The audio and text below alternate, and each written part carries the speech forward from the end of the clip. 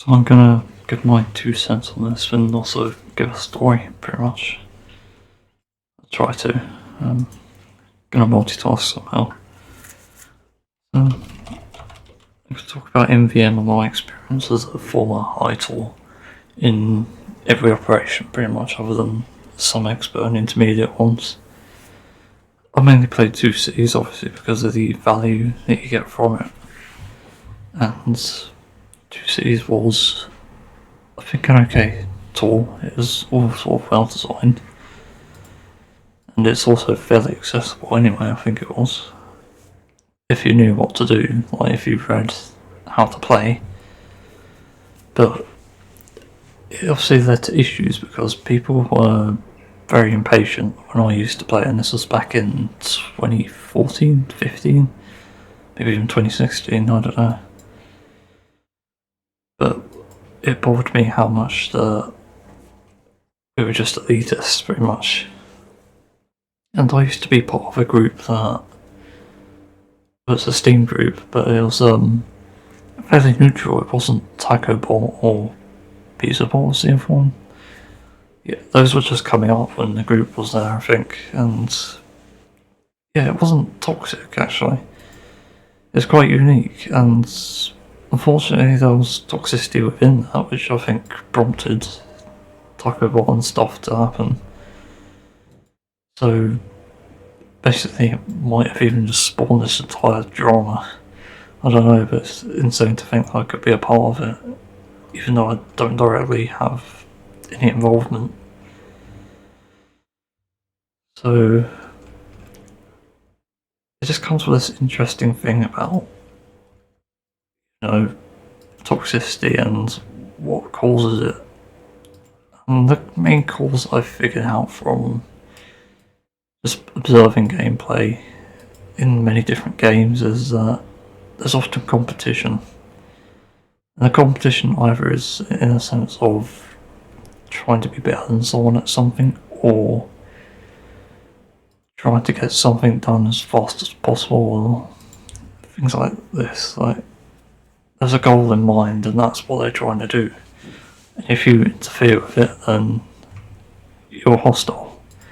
And it's true for anyone, and this is why I wonder why people supposedly progressive end up being like this. And that's why. That's because there's competition, and people who look at it that way will be a problem, pretty much. That's what I've noticed anyway. And I think the way to address it is to change the mindset. It sounds simple, but it isn't actually.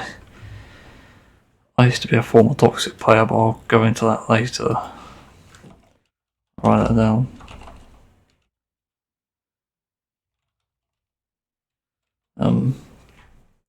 With MVM, the main problem stemmed from the difficulty of some of the missions, with first waves really being a pretty difficult thing to do, usually because you had very little to spend, and that artificially made it difficult, which is problematic.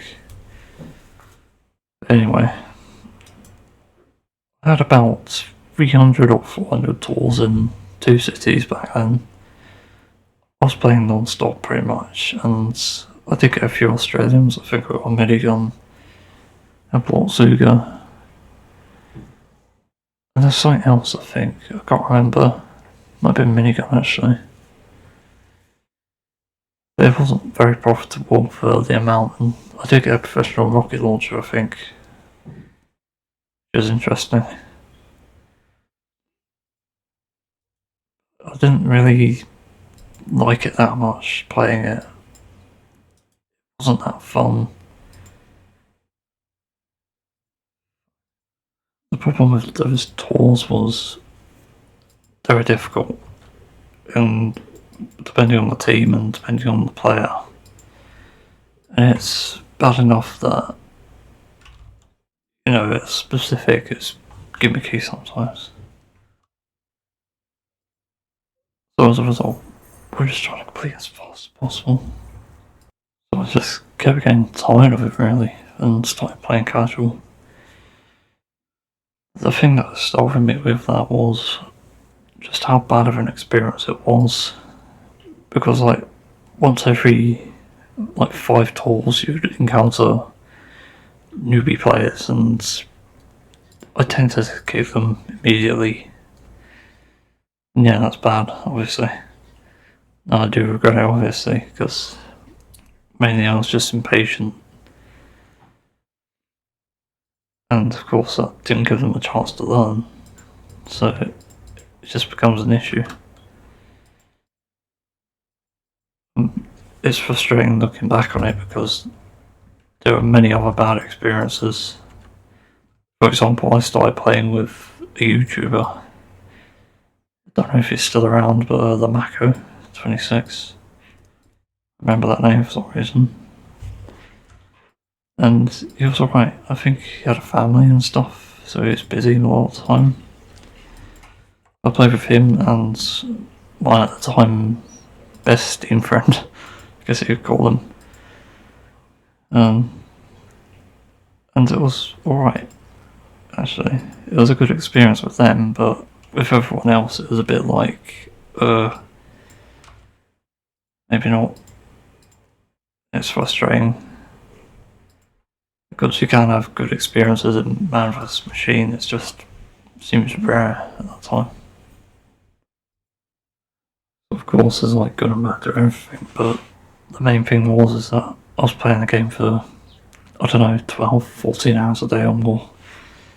And that wasn't good, really, for my mental health anyway. And it created problems, of course, because I just had no way to cope with the things I encounter that stop me from reaching my goal. And I think a good bit of advice I got recently, which unfortunately came from a pretty edgy YouTuber, was to basically not fear failure. I think that's important because when I started playing Sniper, trying to learn him, I figured out I needed to lower my DPI, and suddenly I just began not to worry about missing shots because they were more doable now. I knew that I could land them. That's the thing, really. But failure in something like Man vs Machine, where you're putting money into it, that's an issue. Honestly, I think they should stop charging for it.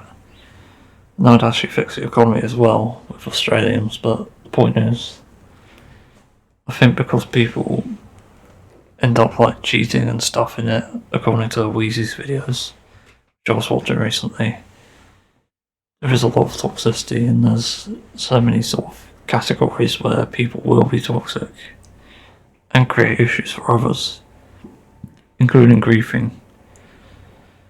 I didn't even know some like griefing existed, actually. I never encountered it before. It's interesting that it's there now, but it's just frustrating looking back on it, you know. And I think some of the standout experiences were obviously with toxicity and kicking, but also when high tours questioned you yourself. Like I've had high tours like telling players not to get rocket specialists, which sure, you only need one. Getting 4 and stuff is not good, but the players just went out of their way to sort of keep them. And admittedly some don't listen, but I don't know, it's like at a certain point gatekeeping, it can be necessary if you end up failing a wave, I guess. Well, not failing, but I mean, if they refuse to change after failing, but you know, recognising who actually caused the problem and to begin with, I think is important. I think you need to give people a chance to change, and that's important. That's more important than winning the game in a sense. It can be said for any player really of any game. And then there's one standout example which has given me sort of trauma, I guess you could call it. Because actually at some point I was actually helping players, even though I was toxic as fuck. there was a point where I was giving players a chance and not kicking them immediately, I was just giving them directions. And it happened in a game with a Heitor and his friend. And supposedly others. It might have been Taco Boss, I don't know. Again, they didn't really exist back then, to my knowledge. But I was just there. I saw the engineer wasn't getting the correct upgrades, and suddenly the Heitor went, "Oi, what the fuck are you doing?" Telling my mate to get these upgrades. Like, what? Like, it's just giving him a suggestion to make the wave easier. And he said, like, oh, you can play how he wants, and then suddenly went on to some rambling bullying spree, which actually caused me to cry and immobilised me. Because I'm still pretty sensitive to that sort of thing sometimes. I was back then, but not so much now. And that stuck with me. I remember it was on Manhattan. And that was just terrible, really. I was giving advice and I was getting slandered for it pretty much. Even though I didn't do anything wrong, technically, I was still kicked. And that was just bizarre to me, and that essentially is why I stopped the grooves and probably stopped playing it, I think. By playing casual, the experience was too bad there. I remember this Heitor, he had like unusuals and strangers and stuff. I think he had like 10,000 hours on the game. Like, Christ. Imagine being that fucking stuck up, it just makes no sense. I've reset my talk count multiple times on it, frustratingly. I don't know why I kept resetting things in that game, in TF2 even. It's just bizarre. That sort of leads me to the next thing. Casual toxicity. I had my fair share in MVM, but in casual it was a different story. For casual, when obviously we were leveling up and stuff, and we had like gold metal contracts and media match, things like this were happening. It was frustrating, really, because you were trying to complete a goal there and people were letting you down, essentially. And to be fair, I was always the highest scoring in the game. And that's not surprising given I have 5,000 hours in it and played non-stop for years. But I was kicking players for not playing the way I wanted them to play. I'm not really sure how to address that issue, really, other than changing your mindset. I don't think, obviously it's not good, but for the person who's being toxic, it just shows an underlying issue. Showing that you're trying to meet expectations and, I guess, get people to be like you. And that shouldn't be what it's about, really. And the toxicity was bad enough that I think even it was turned on me at some point. So I can't remember.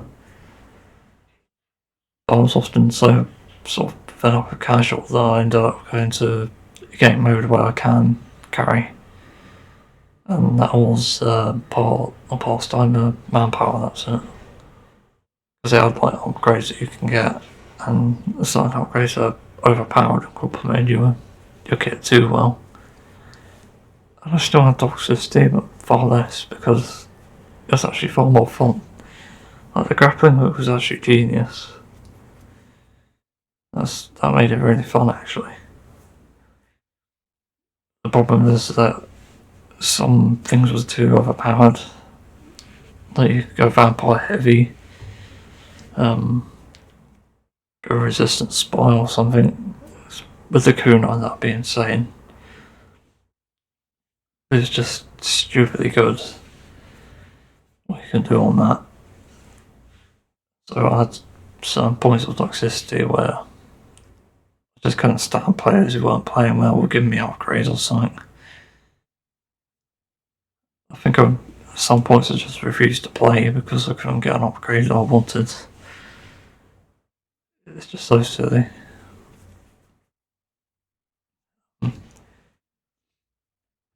yeah, I think that's everything I have to talk about though, in terms of Toxicity, MVM and casual.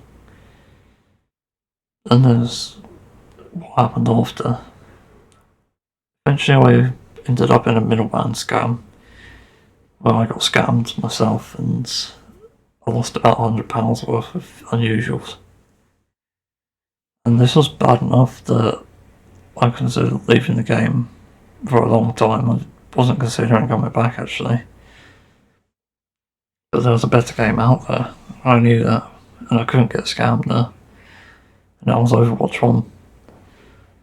And that game was amazing for a few years.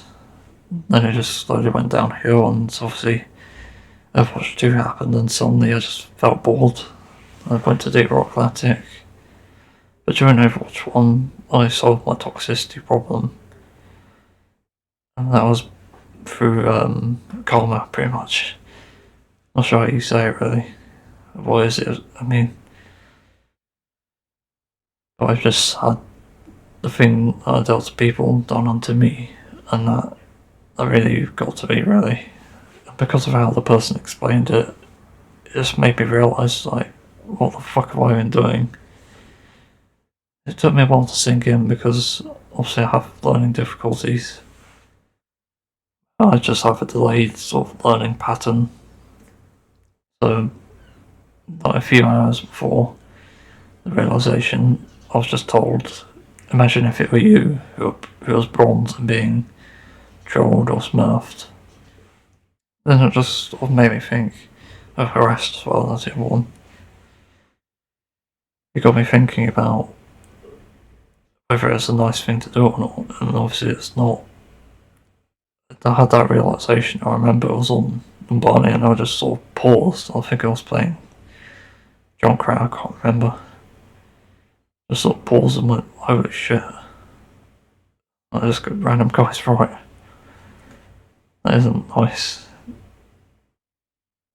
And really, I owe so much to that guy because it's changed my mindset entirely. As well as my ex-girlfriend from a long-distance relationship who didn't exploit me, even though she could have. And that really inspired me. It made me change. That's kind of rare, really. It's rare to see these days. And I guess that's sort of thing to do activism and to do good things. Start somewhere, and a good place to start is planting seeds. That does a lot to people. It does a lot for people, for that matter. It does a lot for the earth entirely, actually. I think about it. And that's actually sprouted, and now I'm sort of giving out my own seeds. God, that sounds dodgy. So it's just led me to better places, really, in terms of gaming and mentality. It's so much so that even though I'm depressed as fuck and mentally ill, I have such a strong will that people compliment it. They compliment me, and that was something that wasn't that present back when I was still playing TF2 and being toxic.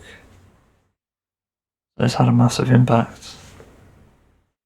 Let's skip to 2023 now, early September. I was getting fed up with Deep Rock Galactic and I was struggling to find games to play I enjoyed. Obviously I hated Honkai Star Rail because it's a lazy game. It's so lazy that I think an indie dev can make it in like an hour. Probably. Obviously I'm joking, but more than as much time as they need basically. I'd say about 3 or 4 years. But Honkai Star Rail was just lazy. And it just got me thinking really. I lost track, I've gone confused. Now basically after I struggled to find games to play, I started thinking what free-to-play game could I time sink in my free time. And the game that came to mind was Team Fortress 2, because the summer update had come out. The only TF2 content I was watching was ST Black. Is it SFM he uses still? I think it is. He uses that to animate them. And there was a seal update. I was thinking, what? Seal update? What's this about? It was on such gaming as well, I think. But the point that was made there was that there was an update that acknowledged the TF2 community, and I thought, what? I knew the game had been neglected, and I even tried it back when Jungle Inferno was out, and hated it. Because it's just so boring and not fun. And it lasted about 15 or 20 minutes before quitting. But the fact that there was an update out that acknowledged TF2 players was surprising. I didn't even realise VSTs I was added as an official game mode. Which, as someone who played it, 13 years ago I think, or more. Probably 13, because my earliest badge is 2010. That just surprised me, because that game mode was so good back then. And the fact it's official now, it's just, wow. Let's hope that we get more sort of boss style ones. Like more bosses anyway. I imagine Headless Horseman would be one, Nucleus maybe. Erasmus, possibly. There's different ways to do it, but the point is that this game mode is real, and that's a community game mode. That's just like, holy shit. Even though things like Invasion, which are pretty much forgotten and end of the line, were fun themselves, they weren't special. They weren't as special as this, because even though they're original and they're meaningful in their own ways. In fact, on age-old game modes from back when everyone was just happy and it was a premium game, it just means a lot to me. And even though I don't play it much, actually I think I'll add it to my roster again, because I do miss it. I'll open the game, I can't because of OBS fuck. I'll add it back to my saved maps, because it is a fun game mode. And even if you don't get to play Saxton out, it's fine. You can still have fun, and you get to watch players just fucking around. Unfortunately, there was toxicity within it. I remember I was on one game where we were constantly kicking players. Like, I wasn't part of it. I was caught up in it because I basically said something about one of the griefers in chat.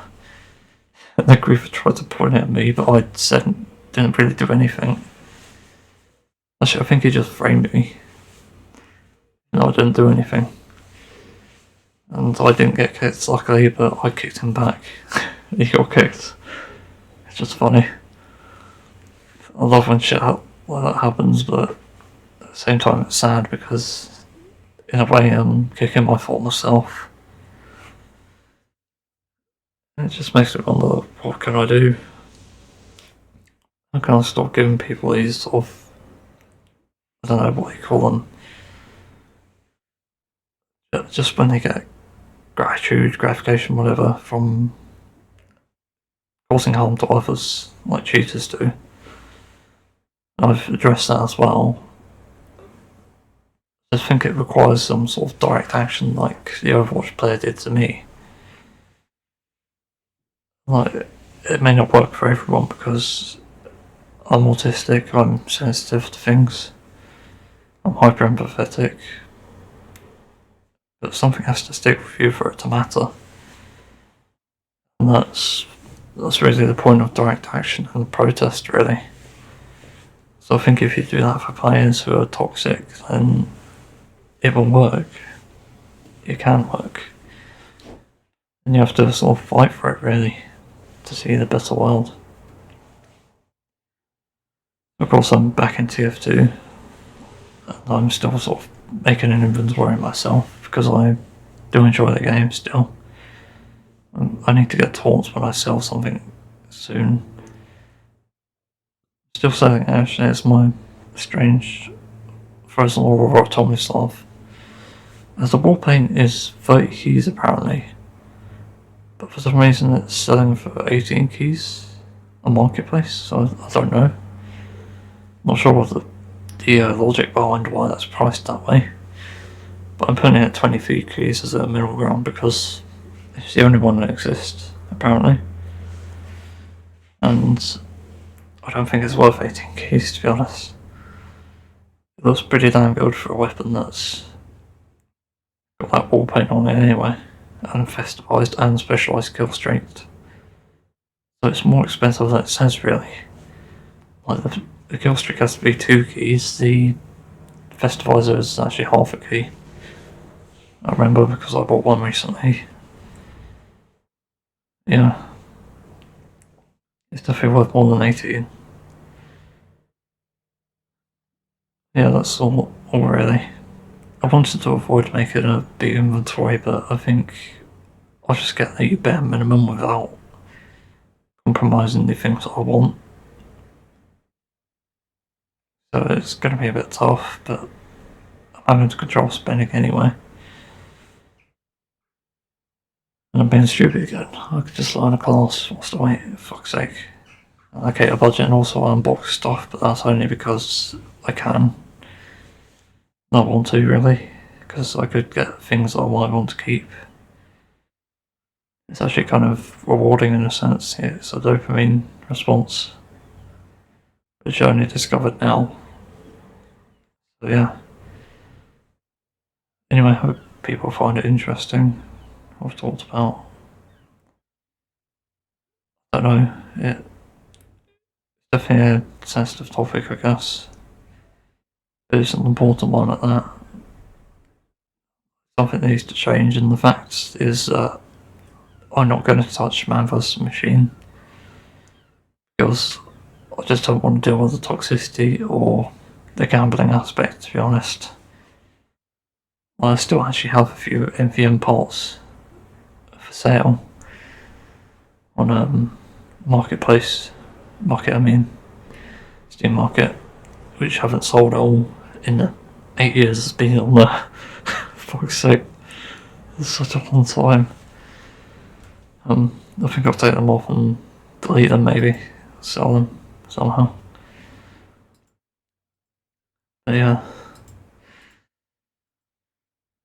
just strange, really. But yeah, I'm interested to know what people think as well. Yeah, I think that's all I've got to say. Sorry for the gameplay footage, but obviously it's this because I want to play MVM. It's lazy as it because I'm not very motivated to do it. I've got so many things to do. Oh well, for now.